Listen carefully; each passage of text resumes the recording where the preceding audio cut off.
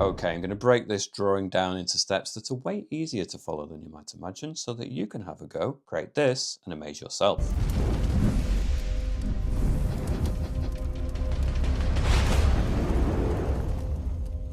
Okay, so as explained in the intro, I'm going to break this down into steps so that you'll learn not only the painting process and techniques, but also about the app that I'm using, Procreate. But that isn't to say you couldn't use a different app on a different tablet and still follow along. Having said that, within the app Procreate, I'm using the default A4 canvas, which is 297 by 210 millimeters at 300 dpi. And then the color profile is the sRGB code, the one that ends in 2.1. It's one of the default codes within Procreate here on the list. In terms of the brushes, I'm only going to be using the brushes that come free with the app by default, so you don't need to download anything. I will let you know which brush to use at which point. And then in terms of the colors, I've created a color palette suitable for this tutorial. Each of the colors, if we go to the value section here, has what we call a hexadecimal code associated with it, and each of these codes is listed down in the video description. You just need to copy and paste them one at a time into this box, press enter, the color will appear up here, and then you can tap it into a blank color palette for yourself. Or alternatively, next to the codes in the video description here is a link that takes you to my Patreon page where you can download the color file for free to save you some time. And Patreon is also the place that you can support this channel and gain access to exclusive content such as extended versions of most of these tutorials. I'd like to say a massive thank you to those people who do support me over at Patreon. It really does make a huge difference, so thank you. And if you'd like to support the channel but Patreon isn't really your thing, then simply subscribing, giving the video a thumbs up, as well as leaving a comment. All of these things really help as well, so thank you for that. And with all of that said and done, we're going to get started. So the first thing I'd like to do, although it doesn't necessarily need to be in the portrait orientation for this, I'm going to put it to that positioning. And then I'm going to go to the colors. I'm going to use the first color on the top row. I'm going to drag it into the canvas so it flood fills. I'm going to go to my layers. I'm going to create a new layer, layer 2. I'm going to go to the soft brush with an airbrushing. I'm going to go to, well, we'll skip the second color for now. We're going to go to the third color. I'm going to put it at 10% size, 100% opacity. I'm just going to do a little bit of a donut shape right in the center. Skip the fourth color, we'll go to the fifth color. Again, a little bit of a donut shape. Sixth color. Let's do that. Again, another ring. And then we're going to skip the seventh, we'll go straight to the eighth color. And then we'll just fill in all of that background area. It's not to say that we won't encroach upon those areas with lighter colors once more, a bit later on, but for now we'll just shut down a lot of that surrounding area with this dark color, like that.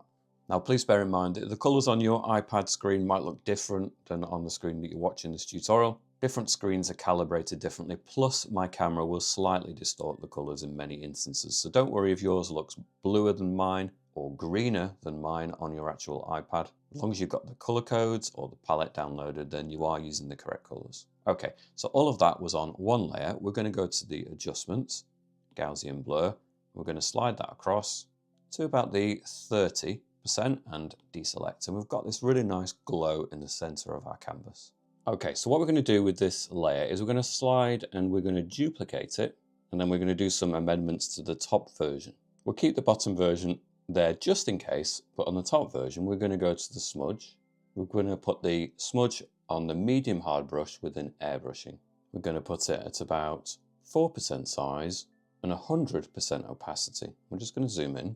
The reason we've got a duplication is that we're doing it all in one layer, so you won't be able to undo that very easily. So if you have a top version and it goes wrong, well, you can always revert back to the original one and make another duplication and start again. But you shouldn't do. This is a fairly simple process. So we'll just start, we'll zoom in a little bit, and we're going to start towards the center of our glowing area. And we're not going to push from the center, we're going to push slightly from outside of the center, and just going around, we're going to do some kind of random dragging in towards the center, some shapes, some blobs, some little forms, and you can start to see the effect here.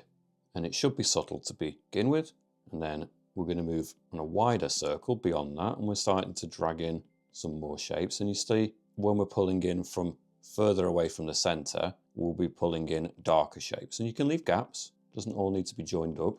It doesn't all need to be consistently from one exact kind of level. So you could be pulling it in from here, or some bigger shapes, you decide. But generally, we're just going to move around this area and we're going to start pulling in from the edges. The further away you're dragging in from, you're going to pull in those darker tones. We don't want to do it all at once, so we're trying to build it up more gradually. So once you've done a couple of layers, then we're moving further out again. And you can see we're dragging in some dark colours now, which is a really quite pleasing effect. We're just creating a sense that it kind of goes deeper and deeper into that glow. And as we come further up, we're starting to see more kind of silhouetted rock shapes, organic matter that might just be floating in the water. And we'll just keep dragging it in from the edges. Might need to drag it in from a bit further on this side. We're just doing it gradually. There's no rush. Take your time. Try to make this look appealing, pleasing to your eye. And that's going to be an individual thing. It's obviously not going to be possible to completely replicate every single bump, every single shape and form the same as I'm doing it. It's definitely more about the overall effect. And you can see I'm doing a wider circle now, bringing in really some nice dark tones from the outer areas. And we can round off some of these shapes. You've got some round stones, perhaps. We're going to surround it by some really nice stones as well that are outside of the water. These are still all submerged at this point. We'll just keep this moving around. And this is all on one layer. And this can serve as a foundation. It doesn't need to be that we only use one layer for this, but this is the foundation to everything else that we're going to add. So this will be what inspires us. Now, as we get into this point, I've lost track of how many times I've gone around, but it doesn't matter. Once you got to this point, you're really dragging in some darker colours now. Maybe you just need to have a slight change in scale, maybe some bigger shapes. Maybe we can start to close up. Bigger rock forms here, maybe. I'm probably going to use some darker colours in here as well. Seems to have neglected to do it around at this edge, so let's fix that now. Bring in some darker colours down here. You can just do it as kind of straight lines and then go in and kind of round it off if you need to. Soften it. You can see I'm just doing it as round gestures, different lines of different lengths. Not twist it too much because it blends in the colours, but just round off some of those ends of the lines, that's fine. Take it round. Just takes a few minutes. And it really does create this effect that we're going deeper and deeper down there into this glow, into this magical rock pool. We could even turn the brush size up as we get towards the outer edges. I don't know, 7%. It's just a bit more of a blunt brush at this point. I'm just dragging in, and we're going to go over this with other colours and other textures, so it doesn't really matter too much about the finish. We're just trying to create the overall lighting for the centre of the pool. I think that's starting to be quite effective. Bring some of those dark colours maybe just for those outer areas a little bit more. Shutting in, closing down some of that light, drawing it in a little bit closer. And I think that's starting to work quite nicely. What I'm then going to do is create a new layer, layer 4. I'm going to stay with the airbrushing medium hard brush. I'll perhaps go to the third colour on the top row, high on the 1% size and maybe about 30% strength. And we're just going to zoom in, and you can imagine the light's coming from underneath. And so kind of carefully around some of these edges, if you imagine the light's coming from here and it's projecting upwards, it would just skim some of the edges of some of these forms and just create a highlight there. And it is on a separate layer, so if it doesn't go perfectly the first time, then you can always amend it. Look for some of the edges, and they're going to be there. You don't really need to create the forms probably at this point. The outlines, they're already suggested in what you've already done. Just find the edges, add a little bit of highlight, and it doesn't need to be absolute. It doesn't need to be a hard line. You know, if it was a harder, stronger percentage and we just did this all the way around, it wouldn't look particularly pleasing. So we've only got it down at the 30%, and anything that really sticks out, then sure, give it a highlight. You don't need to create a solid line that goes around. It won't look natural. So just use it selectively, and it can come all the way back into the darker areas in some places. You can add extra lines. It doesn't need to be attached to an obvious form either. I think you just want to add it into a couple of areas here. There's no obvious form for it to attach to, but it's not doing any harm to add it anyway. You are kind of suggesting forms just by simply adding the highlight. Now I don't want to do necessarily too much of this at this stage. I'm just keeping it relatively central, just part of the illusion, creating that depth. Can always go in and add a little bit more later. If we overdo it at this stage, it's just going to look too exaggerated. So just some of it. A little bit can go a long way in creating that suggestion, but it's very easy to just get a bit carried away. So I'm going to leave it at about that amount for now, and we can always add more later. Zoom back out, and you can see it's just a smaller part of a larger canvas. So I'm going to create a new layer, layer 5. I'm going to go in with the medium hard brush with an airbrushing still. I'm going to go to the 9th colour on the top row, and I'm going to start constructing the area for the rocks that goes on the surrounding bit of the canvas. So I'm going to put this to about 15% size and about 80% strength, and I'm just going to circle it in around. I'm not going to take it completely up to the edge of that shape. I'm going to leave a little bit of a gap. Again, allow it to be a little bit random. Don't stick to the same shapes that we've already created. We don't want them to line up exactly with what we've already got. So something like this, just a little bit random, and you can keep sort of nudging it around, something like that. Then I'm going to go to that layer, tap on it and put on the alpha lock, which means that when I go to the 10th colour, I can't add it to the centre area. I can only add it into the detail on that layer that we've just created. So I'm going to put that to 100% opacity, and then just start to fill it in at the outer edges. I want it to be darker again at those outer parts. You can take it almost up to the edge, not completely, something like this. And then we're going to go to the adjustments, the Gaussian blur, and we're going to slide that across to about the 40% and deselect. And it's just created this nice sort of glow within that shape. I'm going to create another layer, layer 6. I'm going to go back in with the medium hard brush still, and still the 10th colour on the top row. 10% size, 100% opacity, and well, we're creating some rocks now that are completely at the top, above the water. And again, we'll take it up to the edge of the canvas, but I'm just going to start putting in some blobs, some round shapes, and they can extend beyond the things we've just created. That isn't a problem. Sometimes they'll be a little bit back. It doesn't need to necessarily respect completely what we've already got. Sometimes it's going to be set back from it. Sometimes it's going to overlap. You can use your judgment. So this layer is completely above the water, which is why we're going to just start it with a nice, really dark colour. Let's just fill that in. Get some nice chunky areas here for our stones and other things that are going to start with a darker colour, and then they're going to have brighter highlights on them as well. Like I say, they can extend beyond some of the things we've already got, so don't respect those boundaries. Okay, I'm going to create a new layer, layer 7. I'm going to go in with the medium hard brush with an airbrushing. I'm going to go for, let's say, the first colour on the middle row, 5% size, maybe 80% strength.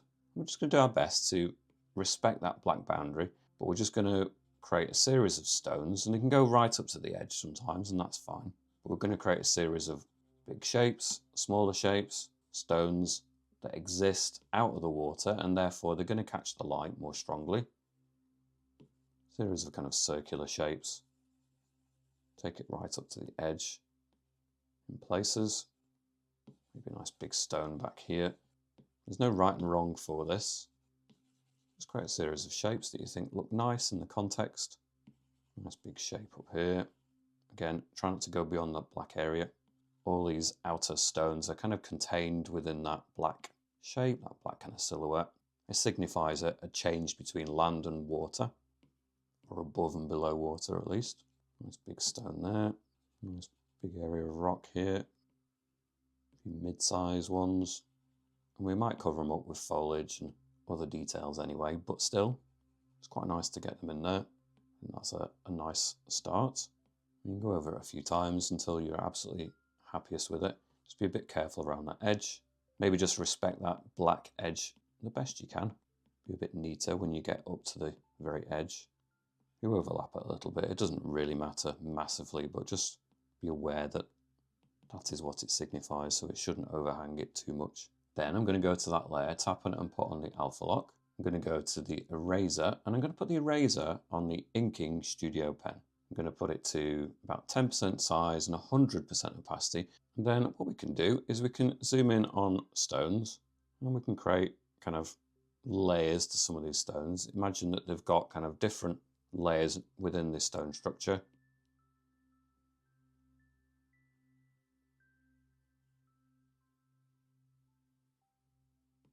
And we can just create like smaller versions, smaller shapes that are irregular. You don't want it kind of uniform around them.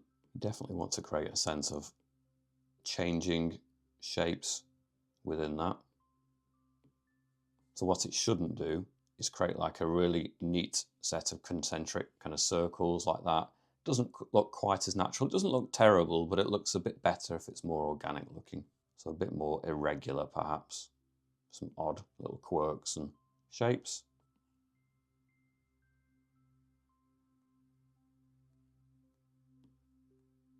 It might be that some of the shape already kind of dictates it a little bit. It already is suggestive of where you should add these lines. It doesn't need to be a huge amount of them either. Don't need to get carried away with it. Just a few to start to break them up. Give them a bit more of an interesting kind of dynamic.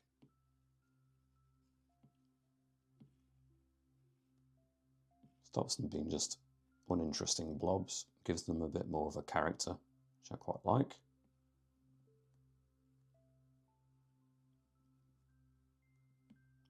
Now we've done quite round shapes. It's not to say you can't have more kind of angles as well. Might be you've got splits through there and you just do it run a crack and then it kind of breaks up. Wouldn't do as many of those, but it can be certainly the case that you have a split in the stone. Now you'll notice that the curve tends to be curving that way as it goes round towards that. I'm not doing really many curves that go that way, for example. I'm tending to do it towards the curved side, towards the actual water. So I've not gone round and done a load that are this way, for example, curving away from it. Doesn't really make as much sense. Okay, so once we've got to this kind of point, we can create a new layer. We can tap on the new layer and put on the clipping mask, which links it to this layer, including the gaps. So I'm going to try the black burn brush within drawing. We'll go for the 9th colour on the middle row. We're going to just try a more extreme colour. In addition to the glow that's coming from here, I just like the idea we've got a warm glow that somehow permeates throughout the whole scene. So I'm going to put that about 8% size and about 10% strength opacity. And then we're just adding a sense that there's a glow generally. So we're not just getting the cold colour coming from the water, but the rocks in general have got highlight. It's still going to come from pretty much a kind of central somehow area. Doesn't always need to be a specified light source. Could be that we're creating a light source from above in a kind of eerie, magical way. And then in a similar kind of movement, we've got to respect the kind of suggestion of these shapes. So they are curving in this way. So again, we're not going to start adding it in that way. That doesn't make sense. We're going to move along with the shape, curving towards the water.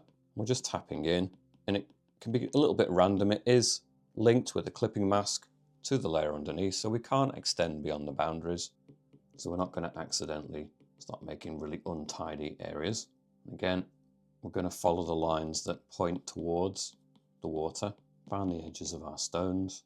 It's not an absolute highlight, this, so it can be kind of dispersed. It's just generally the whole kind of rock area is illuminated in this slightly warmer colour. And we will be more specific about our highlights shortly, but we're just adding a little bit more of a random sense of scattered light. Might turn it up a little bit more, in fact, 10% size. Let's speed it up a little bit. We're not being very specific at this point, so we can afford to just tap it in there a little bit more haphazard. Keep building it up.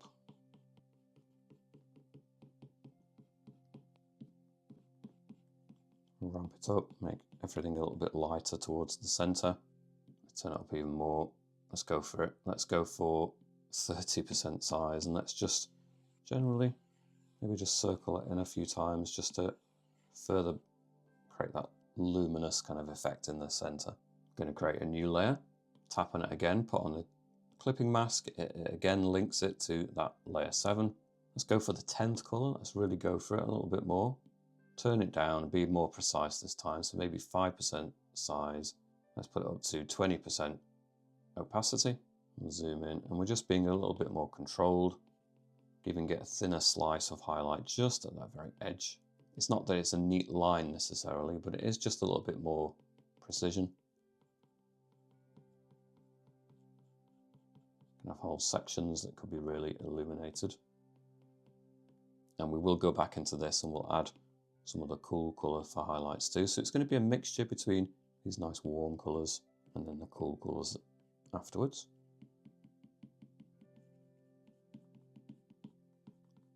Just a little bit more precise for this brighter colour.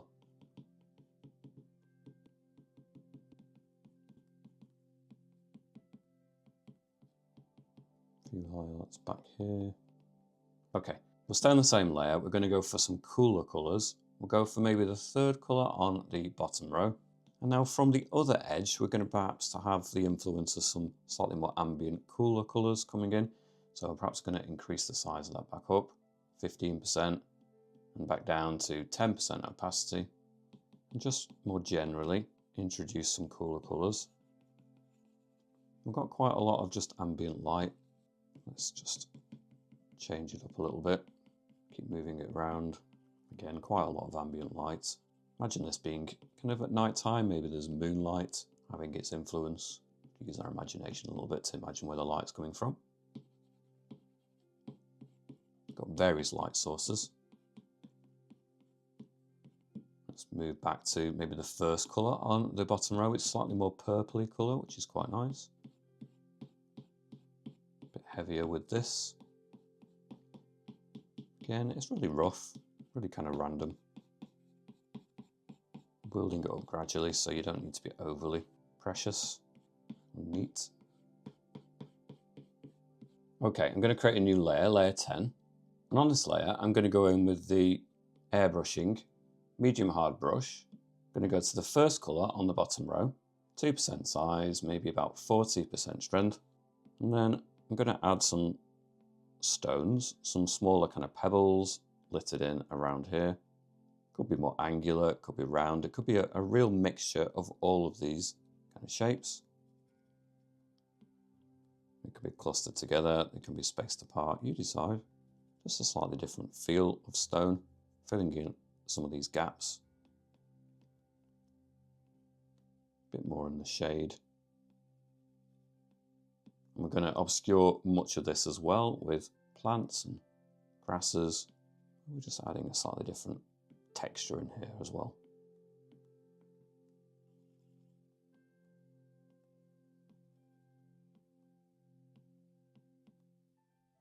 And then, well, we can go over some of the bigger rocks, maybe at this side as well, just so that colour isn't isolated and completely unusual on its own. It relates to some of these bigger stones. Bring them together a little bit more. And you notice I'm doing it on the back part of these stones now, rather than on the light that's facing towards the center. I'm doing it on the back part of it. Bringing them all together in a different kind of lighting effect. I'm not going to add too much of there. I'm going to do a lot more green, organic shapes. Okay, I'm going to go to my layers and create a new layer, layer 11. I'm going to go to the organic rainforest brush, and I've put the spacing within stroke path to 45% and done. I'm going to go in with the black colour, the 10th colour on the top row. Go to 2% size and maybe about 80% strength. I'm just going to have it kind of eat into some of these areas at the edges. It makes sense that there would be kind of shadow just nibbling away at the edge of these stones, and we can add lighter colours over the top, but it doesn't make sense unless we have a kind of foundation of darker organic shapes interrupting.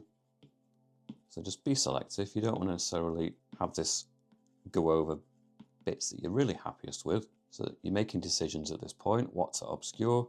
Don't obscure your favorite details. So if you're not happy with something, then this is the perfect time to, well, kind of cover over it a little bit. Okay, once we've got that, I'm going to stay on the same layer. I'm actually going to go for, let's go for the fourth colour on the bottom row. And we can start to add in some lighter colours. Let's put it up 3%. Tap in some more. Start to break this up, make it softer in places. Don't do too much of this because we're going to add some different textures in here, different kinds of texture. We're just starting to build in some lighter colours. Ramp that up. I'm going to go to my layer, create a new layer, layer 12.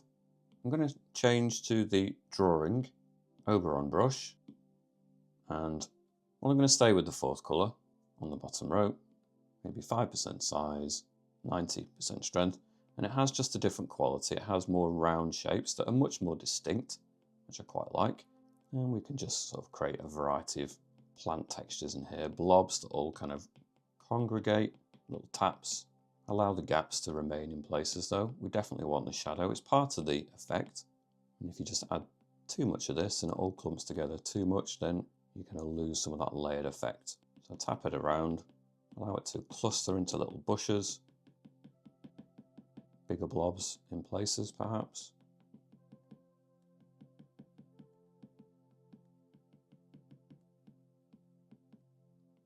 Once you've got quite a bit of that, we can tap on it, put on the alpha lock, go to our colours again, choose a different kind of colour, maybe the 6th colour, vary it up a little bit, just scribble over it, vary up some of those tones. Maybe a darker colour might be really nice, so maybe the 2nd colour on the middle row, 10% size, 30% strength, and we could just maybe create more of a shadow as it goes out towards the edge.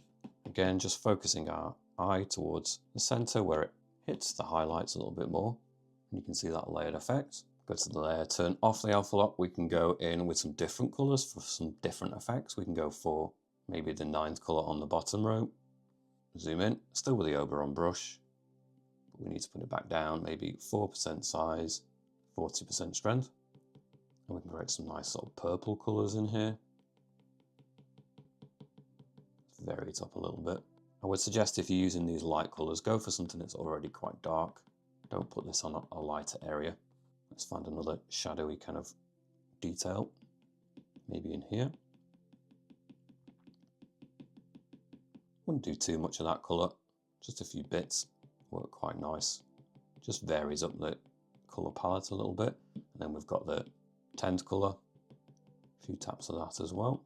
Again, just changes up the overall feel of the piece when you've got some warmer colours in there as well.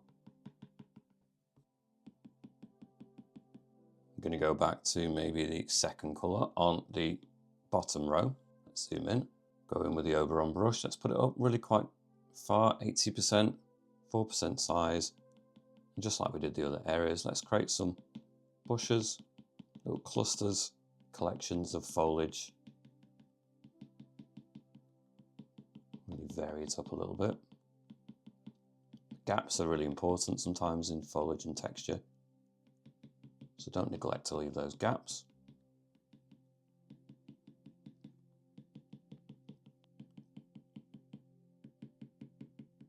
You allow some areas to build up a little bit more, but some of these layers and gaps there I think are part of the effect too, so don't completely kill it. And then again, we can just go to that layer, tap it and put on the alpha lock, go for a lighter colour. So we've just used the 2nd colour, we can go for the 3rd colour. Maybe just at the edges, we can have more highlights. So it's really affected by the environment too. We could even go for a lighter colour. I'd be a little bit wary to go too far, but if we went to the 1st colour, for example, on the top row, we'd have to turn the opacity down to something like 10%. So it's really subtle.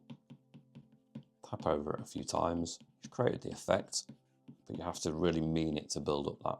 And that kind of feeds into that overall glow quite nicely. Turn off the alpha lock again so we can continue adding to this layer. Let's go for the 4th colour. Turn the opacity back up, maybe to 90%. Still the Oberon brush. We can have some nice greens. It doesn't have to be little points, it could be scribbles and clusters.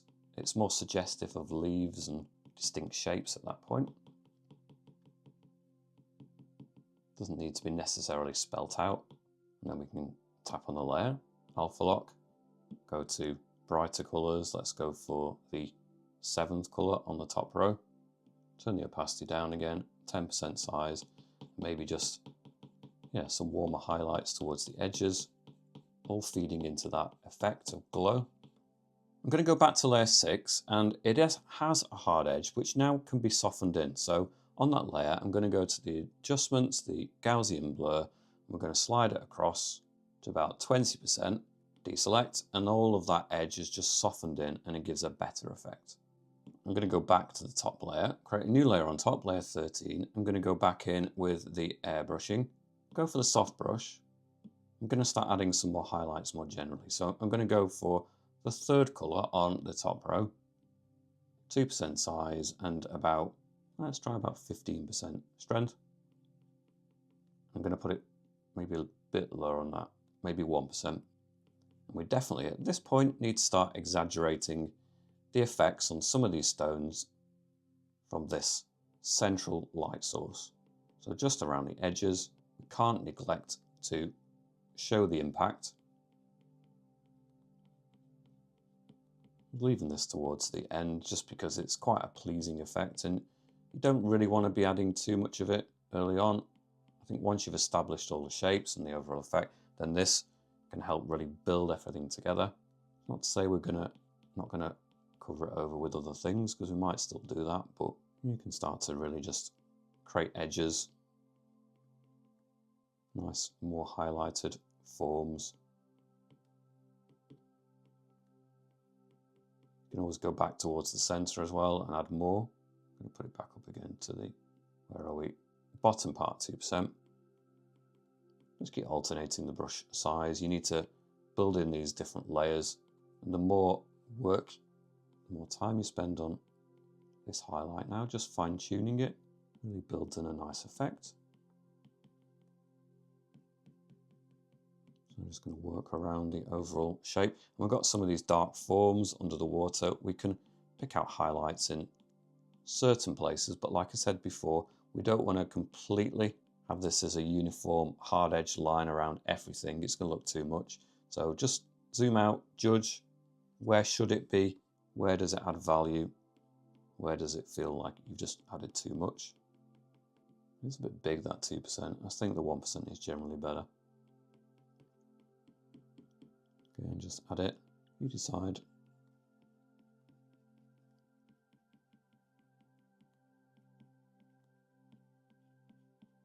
And just a certain amount of logic to it. You can move around. If there's anything that feels like it really would just catch the light, then it looks strange that it wouldn't have been highlighted by this cooler, almost neon blue-green color, then you need to add it. If it really sticks out, it makes sense that it would catch that light. But you can definitely go too far with that, so don't add too much. I'm going to go back to layer 9. I'm going to add more highlights onto the stone, so I'm going to go back in with the Blackburn brush, back in with a bright color. There's lots of warm colors here we haven't used, so let's try the 8th color on the middle row. 10% size or so, maybe about 30% strength. Let's just ramp up some of the highlight. It's very strong actually, 30. Let's go down to 20. Bring in a bit more glow, generally. Bring a bit more magic into the scene through the lighting.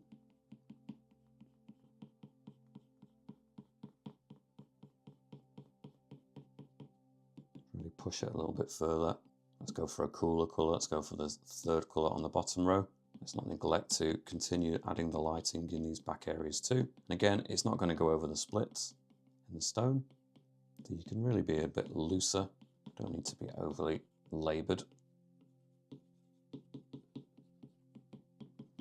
Maybe the 10th colour once more, just for some areas, really push it even further. It's quite good to just judge it from a zoomed out perspective. You can really take in the overall effect. I'm going to create a new layer, layer 14, and we're going to go in with the drawing Oberon brush. I'm going to use some more vibrant greens, so we're going to go for the 6th colour on the bottom row. 5% size, about 70% strength. And well, we're just going to start building in some pops of green, just filling it in more manually. I've experimented with things like the rainforest brush, but it just doesn't work as well sometimes. Actually adding it in more manually is more effective. This is definitely one of those cases. Just be a bit more selective. We don't want it absolutely everywhere. We want to just control it a bit more pinpoint. A few bits of it around the edges. Soften it in places. Cover it over in some places, sure, but not in an uncontrolled way. We want to do it quite subtly in places. Nice smattering of this green in and around everywhere. And the little in-between sections of the stones, little nooks and crannies.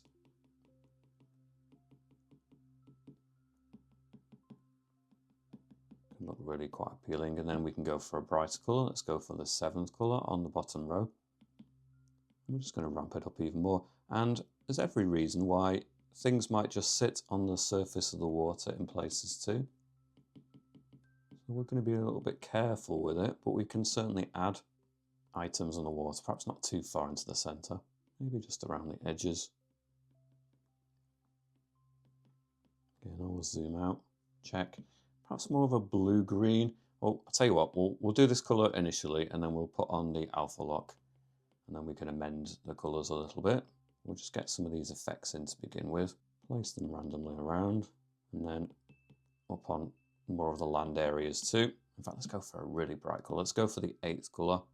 And in and around these areas back here, we're just going to really ramp up the lightest of greens. Quite nice. Again, in quite a controlled way. Tap it in and around. Not too random. Be selective where you want it to be put. Find an area that's already got a bit of green, ramp it up perhaps in 1 or 2 points. That's starting to really build into the effect. And on this layer, we're going to put on the alpha lock. As I was saying, we can go to a bright colour. Let's go for the 5th colour on the bottom row. Stay with the Oberon brush, maybe slightly bigger, 15% size and lower at about 30% strength. And we can just go over some of these ones in the centre. Try and keep it a little bit more towards the blue-green once it's in the water and around the edges. It makes sense like that. I'm going to go back to layer 7. I'm turned off the alpha lock. I'm going to go in with the smudge. I'm going to put the smudge to the airbrushing soft brush, 5% size, maybe 30% strength. And well, I feel inclined to just maybe smudge in some of these initial background things. We've got the splits and the rocks, and sometimes they really want to be vivid, and other times they just want to be softened in slightly. So I feel just by going in and mushing that in slightly in places, it actually will soften those rocks. You don't want to do it to a ridiculous extent. Sometimes it's beneficial to have them a bit more clear, but definitely in some areas it's a bit too distinct. Those splits, just by softening them in slightly, create a slightly more naturalistic look, which I think works at this stage. So just go around, soften some of those splits in a little bit more. So I'm going to go to the top, create a new layer 15, tap on the N, put it on the add blend mode, go in with something like the 5th colour on the top row. So again, soft brush with an airbrushing, 2% size, 30% strength, and we're just going to start adding some little points of texture within the water, like bubbles or just, I don't know, some kind of magical effect going on perhaps. And as we move towards the centre more, then it's going to get even whiter. Don't have to add it to every single point or area, but it just stops it looking too dead in the water. I'm going to turn it down a little bit more, 1% maybe. And as we say, as it moves towards the centre, we're going to get even lighter because the add blend mode is on. Might put that up, 10% size, turn it down to 5% opacity, and just ramp it up in the centre there a little bit, a bit more glow, turn it down a bit more, 3% size, 10% opacity, and just keep ramping that very centre area up. Get a super nice bright section in the centre. I don't know how well the camera is going to pick that up. I might switch to something like the luminous light pen. Same colour, 20% size, 60% strength. And then we can just have this around the edges. You can really pick out some little sparkly kind of points. It comes with a real luminous kind of glow to it. And again, I'm being a little bit mindful not to add too many of these. But a few can easily go too far. But a few definitely create a nice effect. I'm going to create another layer. Again, tap on the N, put on the Add Blend mode, and I'm going to go in with the soft brush with an airbrushing, and I'm going to choose a nice warm colour. So I'm going to go for the 7th colour on the middle row, maybe about 15% size, 10% opacity, and just around where the ring of stones are. Just do a couple of circles of that. It just brings in this nice glow, and you don't have to have it on full, but you can pair it with or without. I think it kind of assists, maybe a bit strong, so I'll tap on the A. I put it maybe up to about 40%, and I think it is quite nice. Again, some of the depth within the center here is probably a little bit lost on camera. It will have bleached it out. You can see it better when I zoom in. I'm going to go to my layers, create a new layer, put the Add Blend mode on again for this layer, and I'm going to go back in. Actually, I'll go for the 8th color on the middle row. Low on that 2% size, 20% strength, and just a few taps, a few highlights. Continue to ramp this up in 1 or 2 places where I feel it's necessary, and then we can revert back to the rings on the stones if we've got separation. We can add more highlight just to exaggerate them a little bit. We did soften them in, but they've not gone, and actually they serve a purpose, inform us where to put highlights and things. So let's just slightly bring them back out again.